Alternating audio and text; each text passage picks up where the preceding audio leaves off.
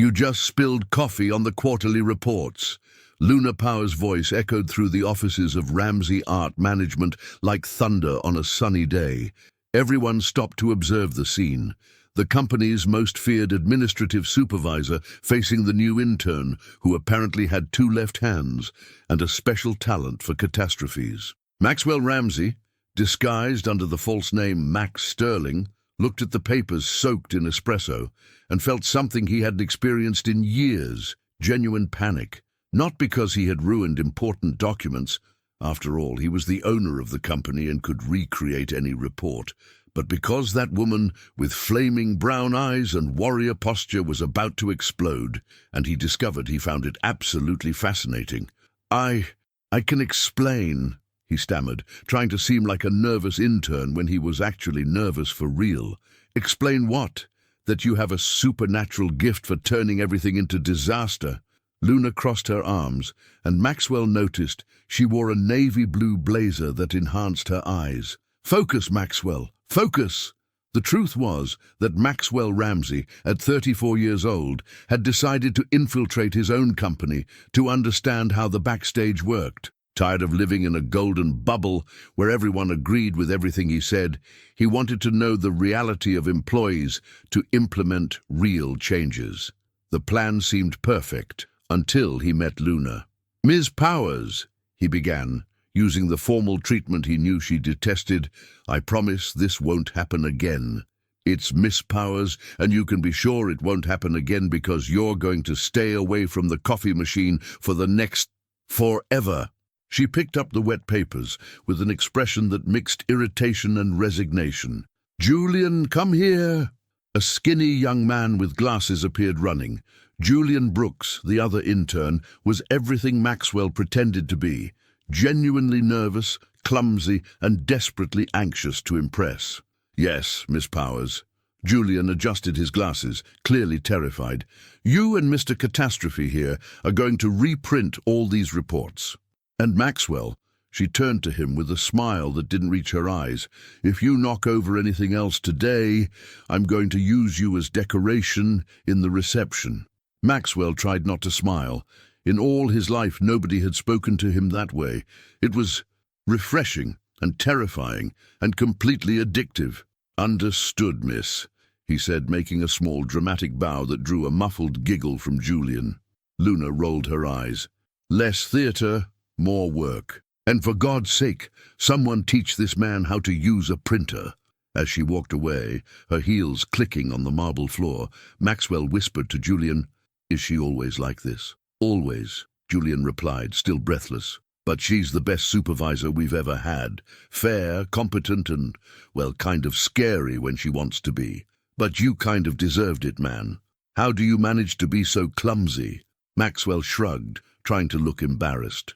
If Julian knew he was pretending to be incompetent, well, part of the time he was pretending. The other part were genuine accidents caused by nerves from being near Luna. That afternoon, while struggling with the printer that apparently had been programmed by aliens, Maxwell observed Luna working. She was efficient, determined, and treated everyone with the same professional respect, from the clumsy intern to the executives. There was something about her that intrigued him deeply. "Need help?" Her voice surprised him. Maxwell had his head literally inside the printer, trying to unjam paper. "I think the machine hates me," he grumbled. To his surprise, Luna laughed. It wasn't a sarcastic laugh, but genuine. "They all do. It's like they know when we're in a hurry." She crouched down beside him, and Maxwell caught the subtle scent of lavender she wore. Her hands, small but decisive, unjammed the paper in seconds. "How did you do that?" he asked, genuinely impressed. "Years of experience dealing with stubborn things," she replied, and for a moment their eyes met. There was something there, a spark that made Maxwell's heart race. But before he could analyze that moment, her phone rang. "Powers," she answered on the first ring, instantly returning to professional mode. "What do you mean the Chicago report is late? I sent it last week." Maxwell saw the change in her expression. Worry, then irritation. "I understand. Let me handle it." She hung up and sighed. "Sorry, Maxwell, but I need to solve something. Can you finish alone?" "I can," he lied, knowing he would probably create another disaster. As she walked away again, Maxwell realized he had made a terrible mistake in his plan. He thought infiltrating the company would be simple: pretend to be incompetent, observe processes, implement changes. But he hadn't counted on Luna Powers, a woman who made him question everything he thought he knew about himself. And he definitely hadn't counted on the fact that, for the first time in his life, someone would treat him like a regular person, without flattery, without fear, without interest in his money. Just as Maxwell, the clumsy intern who couldn't even make coffee properly. The problem? He was beginning to like this version of himself more than the real one. The next morning, Maxwell arrived at the office determined to be an exemplary intern. He had spent the night studying printer manuals, something he never imagined he would do, and practicing how to carry coffee without spilling. The result? He managed to enter the elevator without accidents, greet the receptionist with a confident smile, and trip over his own shadow right in front of Luna's desk. "Good morning, Miss Powers," he said, trying to hide that he had grabbed her desk to avoid falling. "Maxwell, it's 8:15 in the morning, and you almost destroyed my computer," she replied without looking up from the screen. "Is this some kind of personal record?" "Actually, yesterday I managed to spill coffee before 8. He replied with a mischievous smile. "I'm evolving." Luna finally looked at him, and Maxwell noticed she was trying not to smile. "Good to know you have goals. Now sit there and try not to cause an international incident while I explain your tasks." Maxwell settled into the chair beside her desk, pretending to pay attention to instructions about filing, when he was actually observing how she gestured while speaking, how she bit her lip when concentrating, how her eyes sparkled when explaining something she considered important. "Are you listening to me?" Her voice brought him back to reality. "Of course. Alphabetical filing, colored folders, labels," he repeated mechanically. "I didn't say anything about labels." "Oh," Maxwell felt his face heat up. "So, what did you talk about?" Luna sighed. "Maxwell, can I ask a personal question?" He nodded, curious. "How did you manage to pass the internship selection?" "Seriously, I'm genuinely curious." The question caught Maxwell off guard. He knew he needed a convincing story, so he decided to use a distorted version of the truth. Well, my family always had a small business, you know. My father died when I was young, and my mother always said I needed to learn from the ground up before taking on any responsibility." This was partially true. His father had really died early, and his mother always emphasized the importance of understanding all aspects of business. Luna's expression softened. "I'm sorry about your father." "Thank you," he said sincerely. "And you? How did you end up here?" "That's a long story," she replied, returning to focus on the papers. "But let's focus on your training, okay?" Maxwell noticed he had touched something sensitive, so he decided not to insist. Instead, he spent the next 2 hours genuinely trying to be a competent intern. Surprisingly, he discovered he enjoyed manual work, something he had never done in his life of executive meetings and strategic decisions. "You're improving," Luna commented, after he managed to organize a pile of contracts without incidents. "Maybe you're not a lost cause." "Thank you, I think," he replied, and she laughed. It was the second time he had made her genuinely laugh, and Maxwell decided this would be his new life goal. The moment was interrupted by the arrival of a well-dressed man whom Maxwell immediately recognized. His uncle, Charles Ramsey, vice president of the company. "Luna, dear," Charles said with a smile Maxwell knew well, the smile his uncle used when he wanted something. "Can I speak with you for a minute?" "Of course, Mr. Ramsey." Maxwell lowered his head, pretending to be absorbed in papers, but paying attention to the conversation. "I heard we have a new intern," Charles said, looking directly at Maxwell. "How is he adapting?" "Well, it's a process," Luna replied diplomatically. "I understand. You know I trust your judgment completely, Luna. If there's any problem, anything you find inadequate, you can come to me immediately." There was something in Charles' voice that made Maxwell alert. His uncle was fishing for information, but why? Thank you, Mr. Ramsey, but for now everything is under control. After Charles left, Maxwell noticed Luna was thoughtful. Is he always so present? He asked, trying to sound casual. Mr. Charles is very dedicated to the company, she replied, but Maxwell noticed hesitation in her voice. Why do you ask? Curiosity. In my family's company, the bosses rarely appeared on the administrative floor. Well, things work differently here. The company owner is quite reserved, so Mr. Charles ends up being our executive reference. Maxwell swallowed hard. Reserved was a polite way of saying he lived locked in his office on the top floor, making decisions without knowing the reality of employees. And what's the owner like? Have you ever seen him? A few times, from a distance. Maxwell Ramsey. She pronounced his name with a neutral tone. They say he's young, but quite distant. The type of boss who only appears at year-end parties to make a generic speech. Hearing his own description that way was like taking a punch to the stomach. Was that how his employees saw him, as a distant and generic figure? It must be difficult to work for someone like that, he said, trying to keep his voice controlled.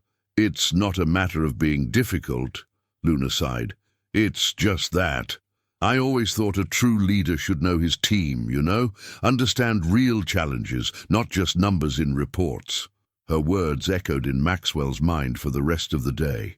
When he got home that night, he found Sebastian, his butler, waiting with dinner ready.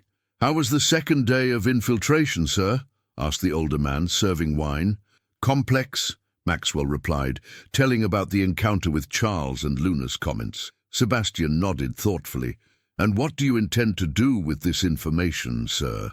I don't know yet, but I'm beginning to realize that maybe I've created a bigger problem than I imagined. How so? Maxwell looked out the mansion window, seeing Chicago's lights shining in the distance. I infiltrated to better understand the company, Sebastian, but am beginning to understand myself better, and am not sure I like what I'm discovering. That night, for the first time in years, Maxwell Ramsey had insomnia.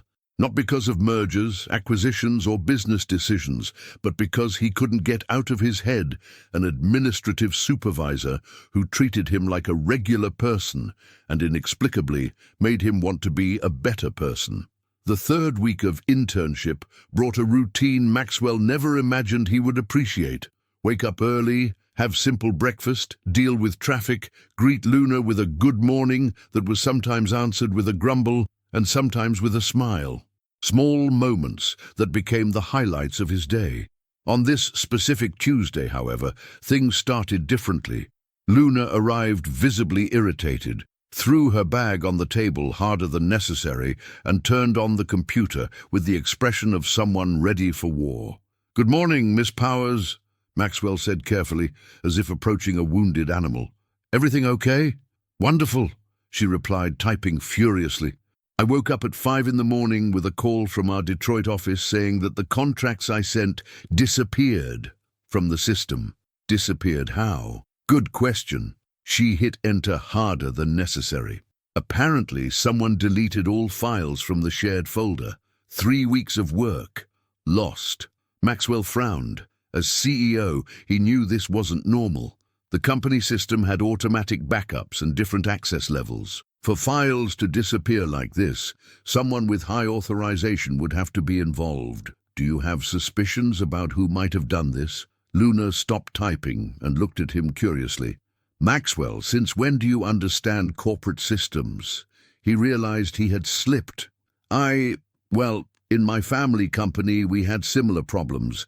It was usually internal sabotage." "Sabotage?" she repeated, as if the word were new to her. "Why would someone do that?" "Internal politics, power disputes." Maxwell chose his words carefully. "Someone might want to harm you to benefit themselves." Luna remained silent for a few minutes, clearly processing the information. "You might be right," she finally said. "But let's focus on what we can control. I need to redo everything today, and you're going to help me." The next 4 hours were intense. Maxwell discovered a side of Luna he hadn't known yet, extremely determined, capable of maintaining absolute focus even under pressure. She dictated instructions while he typed, correcting contracts with precision that impressed even him, who was used to dealing with the country's best lawyers. "How do you know so much about art contracts?" he asked during a quick break. "I studied law before switching to administration," she replied, stretching her neck. "I was always interested in intellectual property and copyright." "Why did you change areas?" "Because I discovered I like solving practical problems more than theoretical ones." She smiled for the first time that day. "And you? What did you study before deciding to be Chicago's clumsiest intern?" Maxwell laughed. "Business administration. And an MBA my mother insisted I get." "MBA?" Luna raised an eyebrow. "Interesting resume for an intern." He felt dangerous ground approaching.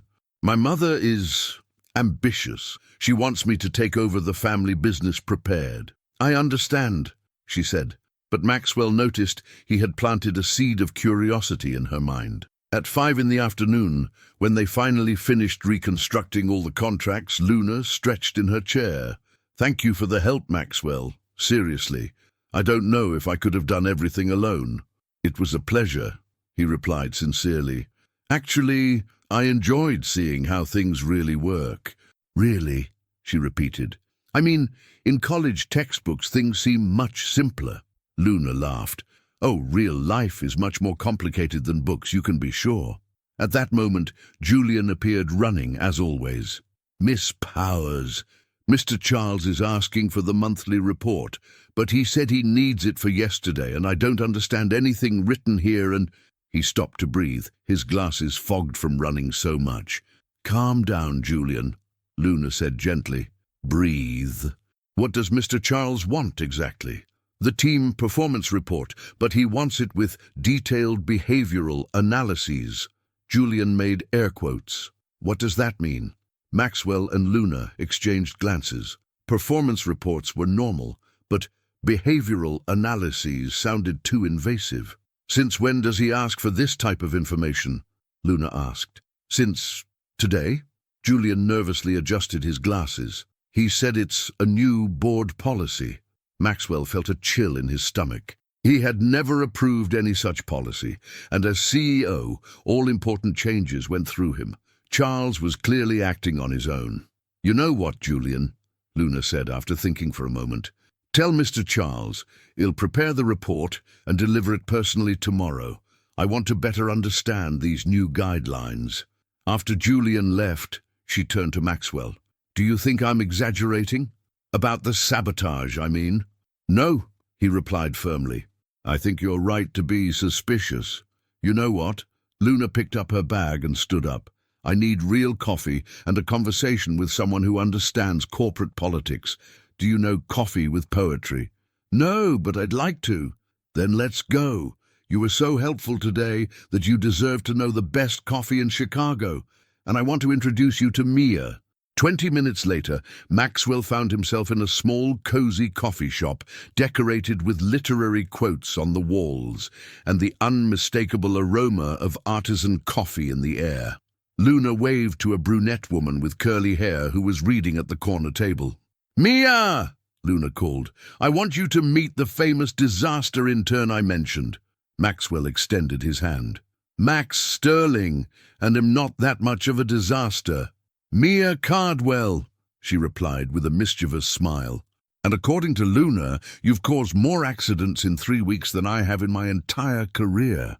"Exaggeration," Maxwell muttered, making Luna laugh. While waiting for their orders, Luna told Mia about the disappeared files and the strange report Charles had requested. "My dear," Mia said after hearing everything, "this looks like classic corporate manipulation. Someone wants to remove you from the way." "But why?" Luna asked. "I do my job right, don't get involved in gossip, don't compete with anyone." "Exactly because of that," Maxwell said, surprising both with his certainty. "Competent and honest people are threats to those who want to play dirty." Mia looked at him with renewed interest. "You understand quite a bit about corporate politics for an intern." "As I said, family business. I've seen a lot happen," he replied, trying to keep his tone casual. The rest of the evening passed quickly, with conversations that flowed naturally among the three. Maxwell discovered that Mia was a labor lawyer, declared feminist, and Luna's best friend since college. He also discovered that Luna, relaxed, away from the work environment, was even more charming than he imagined. When they said goodbye at the coffee shop door, Luna lightly touched his arm. "Thank you for today, Maxwell. Really, it was good to have someone to share the weight." "Don't mention it," he replied, trying to ignore the tingling sensation where she had touched. "That's what colleagues are for, right?" "Right," she smiled. "See you tomorrow, colleague." On the way home, Maxwell called Sebastian. "I need you to investigate some things discreetly," he said. "Charles is making strange moves, and I think he's trying to harm an employee." "Should I be concerned, sir?" "I don't know yet." Maxwell stopped at a red light and looked at Chicago's starry sky. "But for the first time in a long time, I have something worth protecting." Maxwell's phone rang at 6 in the morning on a Friday. Sebastian never called this early unless there was an emergency. "Sir," the butler's voice was tense, "you need to come to the office immediately. Mr. Charles has called an emergency board meeting." "About what?" "Changes in administrative structure. He's proposing to fire half the supervisors for operational inefficiency." Maxwell sat up in bed, completely awake. "Is Luna on the list?" "At the top of it, sir." An hour later, Maxwell was on the 20th floor of Ramsey Art Management, wearing his CEO suit for the first time in weeks. He felt strange, as if wearing a costume. "Good morning, Uncle," he said, entering the meeting room where Charles was presenting charts and spreadsheets to the other directors. "Maxwell!" Charles turned, clearly surprised. "We weren't expecting you today." "I imagine not," he replied, sitting at the head of the table. "I heard you have interesting proposals about restructuring." The next 45 minutes were a civilized verbal battle. Charles presented data that, superficially, showed inefficiency in various departments. But Maxwell knew those numbers. He analyzed them monthly himself, and knew they were being manipulated. "With all due respect, Charles," Maxwell said when his uncle finished the presentation, "this data doesn't match what I have in my reports." "Maybe you need to update your sources," Charles replied with a smile that didn't reach his eyes. "I've been doing more in-depth fieldwork." "Fieldwork?" "Behavioral analysis of the team, direct observation, conversations with key employees." Maxwell felt his blood boil. "You're spying on our employees." "In protecting the company from inadequate elements." The meeting ended without concrete decisions, but Maxwell knew Charles wouldn't give up easily. He needed to act quickly. At 9 in the morning, he went down to the 5th floor, wearing his intern clothes again. He found Luna organizing a huge pile of documents, clearly stressed. "Good morning," he said softly. "Everything okay?" "Not really," she replied without looking up. "Mr. Charles wants a complete audit of my department. Apparently our efficiency is being questioned." Maxwell sat beside her. "Luna, can I ask a kind of crazy question?" "Sure." "Do you trust me?" She finally looked at him, surprised. "That's a strange question." "I know, but do you trust me?" She hesitated. "Yes, I think I trust you." "Why?" "Because I need to tell you some things, and it's going to seem crazy at first." Before she could respond, Charles appeared at the department entrance, accompanied by 2 men in suits Maxwell didn't recognize. "Miss Powers," Charles said with a cold smile, "these are external auditors. They'll need complete access to your files." "Now?" Luna stood up. "Mr. Charles, with all due respect, I should have been notified in advance. I have important deadlines today." "Deadlines can wait. The audit can't." Maxwell watched the scene, feeling anger grow in his chest. Charles was clearly intimidating Luna, using his position of power to pressure her. "Actually," he said, standing up, "this seems irregular to me." Everyone turned to look at him. Charles frowned. "Excuse me, but who are you?" "Max Sterling, intern," he replied, keeping his voice firm. "And according to the employee handbook, any audit must be communicated 48 hours in advance, except in cases of suspected fraud." "Is there any suspicion of fraud?" The silence in the room was deafening. Luna looked at him with surprise, and something that seemed like admiration. Charles, on the other hand, looked about to explode. "Mr. Sterling," Charles pronounced the name like it was a curse word. I suggest you worry about your own tasks. My task today is to help Miss Powers, Maxwell replied calmly, and she's right to question the irregularity of the procedure. Charles approached him. You're being impertinent. I'm being factual. The tension in the air was palpable. Maxwell knew he was risking his disguise, but couldn't stand by watching Luna be intimidated. All right, Charles finally said. The audit is postponed until Monday, with proper advance notice. He turned to the auditors. Gentlemen, let's go. After they left, Luna sat heavily in her chair. My God, Maxwell, where did you learn about employee handbooks? I read a lot, he lied. Luna, about what I wanted to tell you. But before he could continue, her phone rang. Powers, she answered, still clearly shaken. What do you mean cancelled? But I confirmed yesterday. I understand. Thank you. She hung up and looked at Maxwell with an expression of someone who had just connected important dots. The meeting with the Detroit client was cancelled. They said they received an email from me cancelling, an email I never sent. Sabotage, Maxwell said immediately. Yes, she agreed, and for the first time he saw genuine fear in her eyes. Maxwell, someone is trying to destroy me professionally, and I don't know why. He wanted so much to be able to tell the truth at that moment. Say he was the CEO, that he could protect her, that Charles couldn't hurt her, but he knew the revelation at that moment, in that context, would be devastating. Well, find out who's doing this, he said instead, and well, stop this person.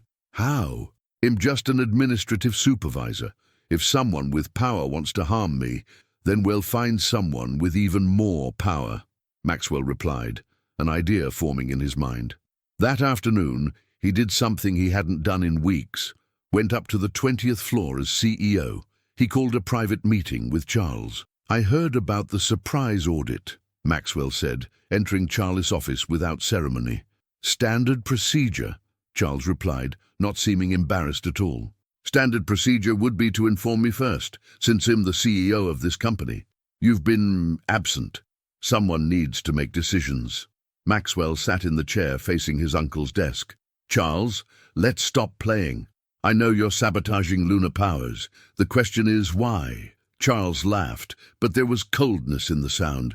Luna Powers is a problematic employee. Questioning, insubordinate, competent and honest, you mean? She's asking too many questions, Maxwell. Questioning processes, investigating where she shouldn't, investigating what? Charles remained silent for too long a moment. Things that are none of her business. Maxwell felt all the pieces falling into place. You're embezzling money from the company, in protecting this company, while you play at being common downstairs. The confession came out before Charles could contain himself. Maxwell stood up slowly. You know. Of course I know. Do you think you could infiltrate your own company without me finding out? Max Sterling, please. How long have you known?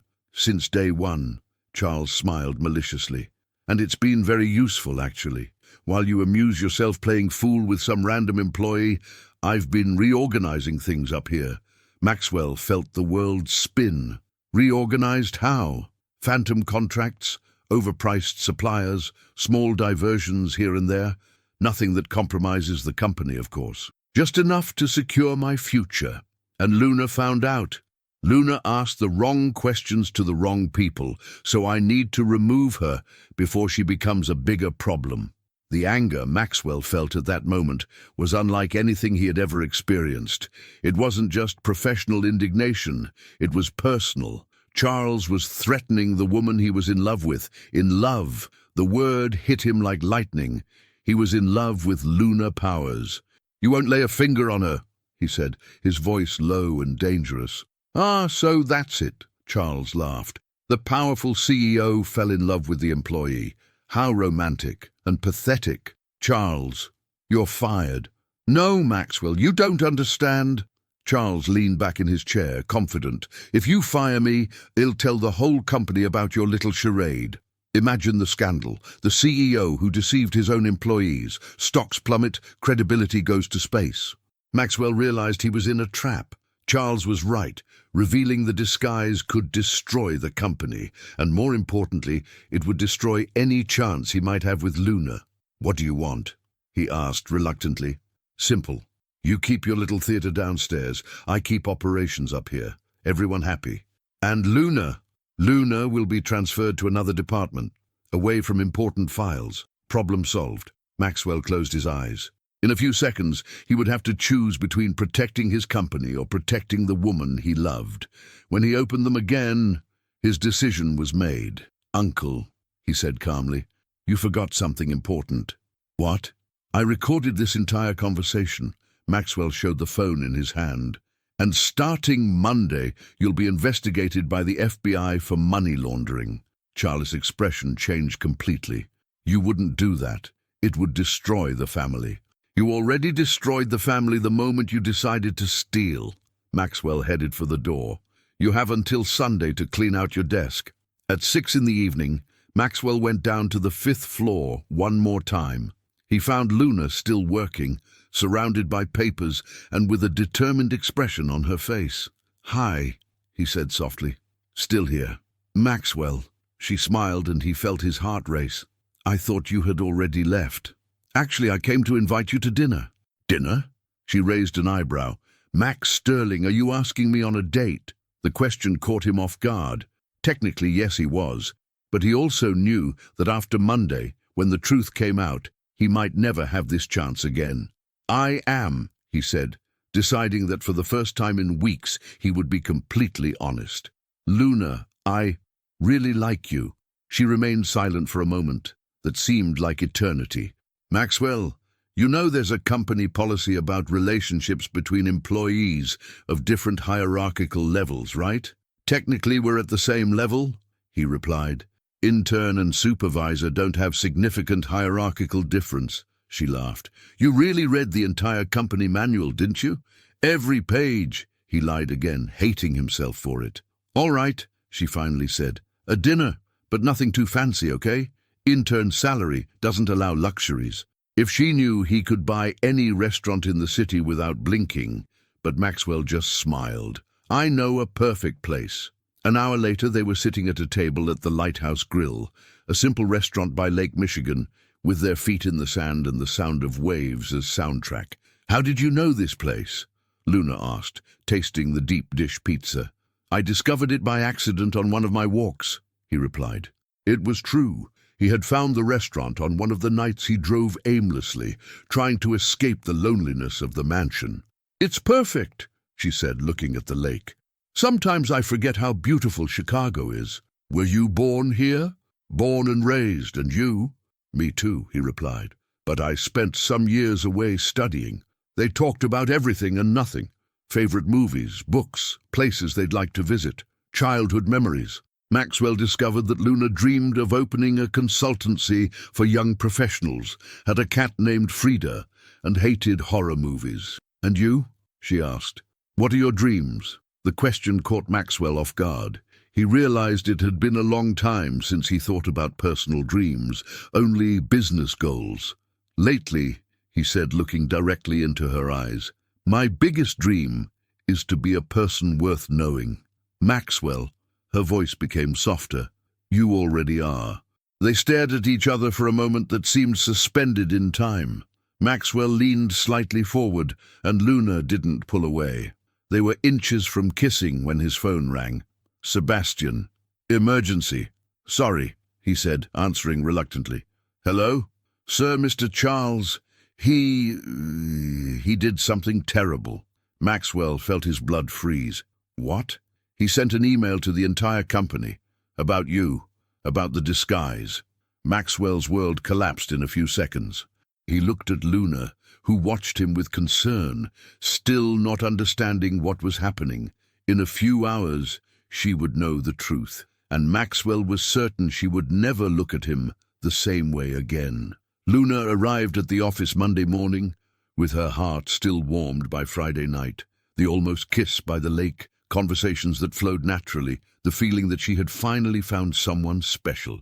Maxwell was different from all the men she had known, genuine, funny, and for some mysterious reason, extremely cultured for an intern. But something was strange in the environment. Employees whispered in groups, looked at her with a mixture of curiosity and pity. Mia ran to her as soon as she stepped into the elevator. "Luna, did you see?" "See what?" "The email. Everyone received it last night." "What email, Mia?" "You're scaring me." Mia took out her phone and opened the corporate email app. With trembling hands, she showed the screen to Luna. Subject: Important communication. Identification of the true CEO. From Charles Ramsey, Vice President. Dear employees, it is with great regret that I communicate an unusual situation that has been occurring in our company over the past weeks. The man you know as Max Sterling, intern in the administrative department, is actually Maxwell Ramsey, CEO and owner of Ramsey Art Management. Over the past 4 weeks, Mr. Ramsey has infiltrated as a common employee, supposedly to better understand the company's reality. During this period, he deceived colleagues, supervisors, and created relationships based on lies. As Vice President responsible for corporate transparency, I feel obligated to expose this farce that puts at risk the trust and integrity of our institution. Sincerely, Charles Ramsey. Luna read the email 3 times before the words made sense. When she finally processed the information, she felt as if someone had removed all the air from her lungs. "No," she whispered. "It can't be true." "Luna," Mia held her arm. "Breathe. Sit here. The clumsy intern is the CEO." Luna's legs failed, and she leaned against the elevator wall. "He deceived me. For 4 weeks he completely deceived me." All the pieces began to fit together painfully. The knowledge about contracts, the ease with corporate manuals, the way he talked about the family company, the MBA his mother had insisted on. God, how naive she had been. "Luna, maybe there's an explanation." "An explanation?" Her voice came out louder than intended. "Mia, I almost kissed this man.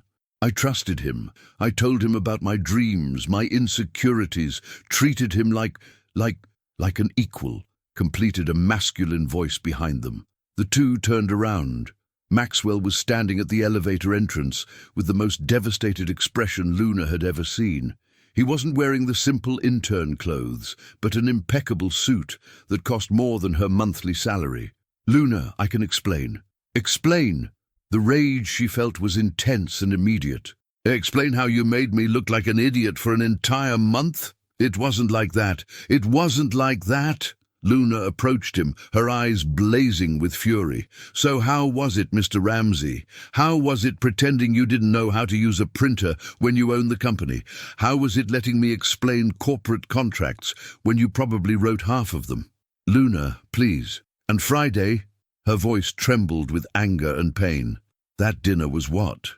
Entertainment for the CEO who was playing at being poor." The accusation hit Maxwell like a punch. "No, Friday was real. My feelings for you are real." "Your feelings?" Luna laughed, but it was a bitter sound. "How can I believe anything you say when our entire relationship was based on a lie?" "Because you know me," he said desperately. "The man who spilled coffee on your reports, who laughed with you at the coffee shop, who helped you with contracts. That's the real me." "No," she shook her head. "That was a character, a performance for your social experiment." "It wasn't an experiment." His voice rose. "Luna, I infiltrated the company because I wanted to understand how to improve things for employees. I wanted to be a better CEO." "How noble," she replied sarcastically. "And me? Was I part of your personal development project?" You are the best thing that's happened to me in years." The silence that followed was deafening. Luna looked at him with a mixture of pain and disbelief that broke Maxwell's heart into pieces. "You know what's most pathetic?" she finally said. "I really believed that someone like you could be interested in someone like me. The ordinary administrative supervisor who eats deep dish pizza by the lake because she can't afford fancy restaurants." "Luna." "No." She raised her hand, interrupting. "Don't say anything more. Please." She turned to leave, but Maxwell gently held her arm. "Let me explain everything. Charles, the files that disappeared, the audit." "Charles," Luna turned. "What does your uncle have to do with this? He's embezzling money from the company. He was the one who deleted your files, who cancelled your meetings. He discovered my disguise and was using you to blackmail me. You're lying again." "No." Maxwell pulled out his phone. "Listen." He played the recording of the conversation with Charles. His uncle's voice confessing the embezzlement, the sabotage against Luna, the blackmail. As she listened, Luna's expression changed from anger to shock. "My God," she whispered. "Why would he do this? Power, money, control." Maxwell put away the phone. "Luna, you were as much a victim as I was. The difference is you were a victim of the truth, and I was a victim of my own lies." She remained silent for long minutes. Maxwell could see the conflict in her eyes, anger, pain, confusion, and maybe, just maybe, a trace of the feeling they had built together. "I need to process all this," she finally said. "I need time." "How much time?" "I don't know." She looked at him with eyes full of unshed tears. "Maxwell, you've known me for 4 weeks. I don't know who you really are." "You know who I really am," he said softly. "The man who fell madly in love with a woman who treats him like a regular person. The man who discovered he prefers pizza by the lake to dining at 5-star restaurants. The man who wants to be worthy of love from someone like you." "Stop!" Her voice broke. "Please. Don't make this harder. Luna." "I said stop!" she screamed, and the entire office turned to look. "You want to know the truth? The truth is, I fell in love with Max Sterling, the clumsy intern. But Max Sterling never existed. And I don't know if I can love Maxwell Ramsey, the millionaire CEO, who lied to me for a month." With those words, she ran to the elevator, leaving Maxwell alone in the hallway, surrounded by curious employee stares and with a broken heart. That afternoon, he went up to the 20th floor and found Charles' office empty. Sebastian informed him that his uncle had left the company that morning after FBI investigators arrived. Maxwell sat at his CEO desk for the first time in a month and realized that victory against Charles was empty. He had protected his company but lost the woman he loved. He picked up the phone and dialed. "Mia, it's Maxwell. I need a favor." 3 days later, Luna received a formal proposal to open her own consultancy with an anonymous investor who would cover all initial costs. Along with the proposal came a letter. "Luna, you said I didn't know who you really were, but I do. You are the most honest, brave, and brilliant woman I've ever met. You deserve to achieve your dreams, with or without me in your life. The anonymous investor isn't me. It's a fund I recommended, and they agreed you have extraordinary potential. This isn't charity or an attempt to buy your forgiveness. It's recognition of your talent. I don't expect you to forgive me. I just hope that someday you'll understand that every moment we spent together was real for me. Especially Friday by the lake. With love and regret, Monsieur Luna read the letter 3 times, cried, read it once more, and then made the decision that would change her life forever. Epilogue. 6 months later. Powers Consulting First Professional Steps was being inaugurated on a sunny December afternoon on Michigan Avenue in the heart of Chicago. Luna watched the movement of guests, colleagues, friends, and clients through her new office window, barely believing this dream had become reality. "Luna!" Grandma Eleanor appeared at the door, wearing a flowered dress and a mischievous smile.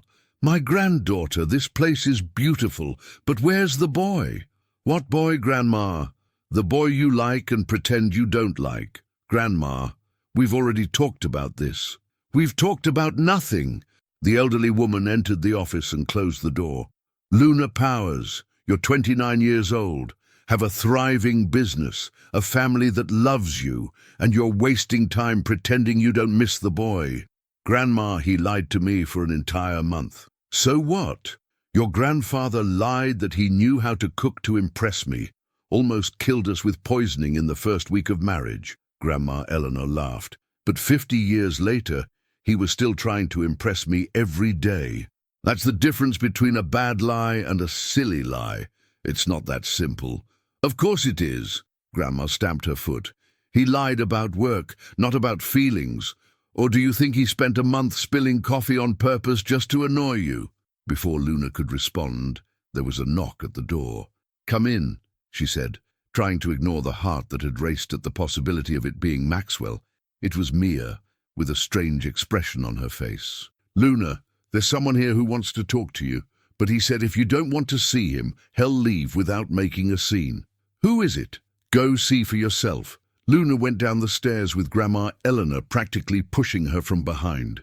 At the building entrance, she saw a small crowd observing something on the street. When she approached, she understood the reason for the commotion. Maxwell was standing on the sidewalk next to a food truck that said, "Love's Deep Dish," wearing a simple t-shirt, jeans, and the same nervous expression he had when he was her intern. Seeing her, he approached with hesitant steps. "Hi," he said simply. "Hi," she replied, trying to control her voice. "I brought pizza and coffee. I won't spill, I promise." Luna couldn't avoid a small smile. "Maxwell, what are you doing here? Being completely honest for the first time?" He took a deep breath. "Luna, I know I made terrible mistakes. I know I lied, hurt you, broke your trust. But I also know these were the best 6 months of my life, even with all the pain, because they were the first months I felt like a real person." He paused, looking directly into her eyes. "I sold the mansion. I moved to an apartment in Lincoln Park, 3 blocks from your house. Not to stalk you," he hurried to clarify, "but because I discovered I like waking up to the sound of neighbors and buying bread at the corner bakery."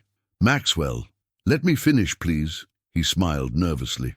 "I turned the company into a cooperative. Employees are now partners. I thought you'd like to know." Luna felt tears beginning to form. "Why did you do all this?" "Because you were right. Maxwell Ramsey, the distant CEO, really was a character. But Max Sterling, the clumsy intern who fell in love with the most incredible boss in the world, he was real, and that's who I want to be." He took another step closer. "Luna, I'm not asking you to forgive me immediately. I'm not asking us to go back to what we were. I'm asking for a chance to start over. I'm Maxwell Ramsey. I'm 34 years old. I live in Lincoln Park. I love deep dish pizza, and am completely in love with Chicago's most brilliant entrepreneur. Nice to meet you." He extended his hand as if it were a first meeting. Luna looked at the extended hand, at his hopeful face, at the small crowd watching the scene with silly smiles, and at Grandma Eleanor, who waved enthusiastically from afar. "I have one condition," she finally said. "Anyone. You never lie to me again about anything, not even a little lie to spare me something. Total transparency." "I promise," he said solemnly. "And there's one more thing." "Tell me." "I won't be your employee, your protege, or your charity project. I'm your equal in everything. Business partner, life partner, mess partner. Understood?" "Understood." He smiled, that smile that had won her heart since the first coffee disaster. "So," she took his extended hand. "Nice to meet you, Maxwell Ramsey. I'm Luna Powers. I'm 29 years old. I'm an entrepreneur, feminist, and apparently I have a weakness for ex-interns who spill coffee." He gently pulled her hand, bringing her closer. "Can I tell you a secret?" he whispered in her ear. "You can. I never stopped spilling coffee. Sebastian buys extra cups every month." Luna laughed out loud, a genuine and free laugh. "Then I better get used to it." "You better," he said, leaning in for the kiss they had missed 6 months ago. When they separated, applause exploded from all sides. Mia was shouting, "Finally!" Grandma Eleanor was clapping as if at a party, and even Julian, who had appeared out of nowhere, was smiling proudly.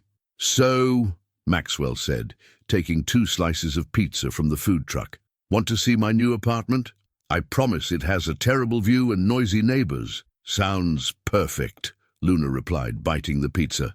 "But only if you promise you'll never pretend to be someone you're not again." "I promise. Though I have to warn you, the real Maxwell Ramsey is still kind of clumsy, talks too much when nervous, and will probably spill things in your house too." "Thank goodness," she smiled, approaching him again. "I kind of got used to disasters." And so, between laughter, pizza, and the promise of 1,000 spilled coffees in the future, Luna Powers and Maxwell Ramsey began their real story.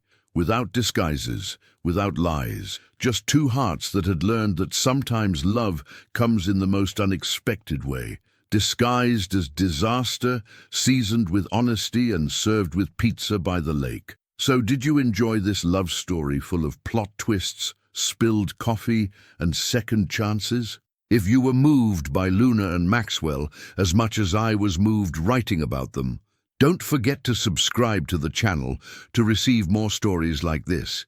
Give it a like if you were also rooting for them to end up together even when it seemed impossible, and hit the bell to not miss any of our upcoming romantic adventures. This way you'll be helping other people just like you receive good love stories that warm the heart and remind us that sometimes the best happy endings come after the biggest challenges. Until the next story.